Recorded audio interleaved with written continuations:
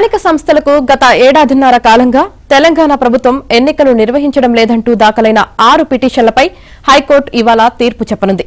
ఈ పిటిషన్లపై ఇప్పటికే హైకోర్టులో వాదనలు పూర్తయ్యాయి. వీటిపై న్యాయమూర్తి జస్టిస్ టి మాధవీదేవి ఇవాళ తీర్పు చెప్పనున్నారు.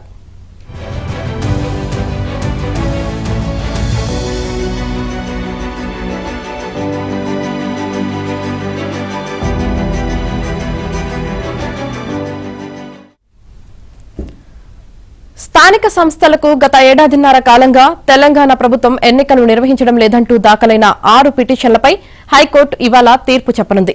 ఈ పిటిషన్లపై ఇప్పటికే హైకోర్టులో వాదనలు పూర్తయ్యాయి. వీటిపై న్యాయమూర్తి జస్టిస్ టి మాధవీదేవి ఇవాళ తీర్పు చెప్పనున్నారు.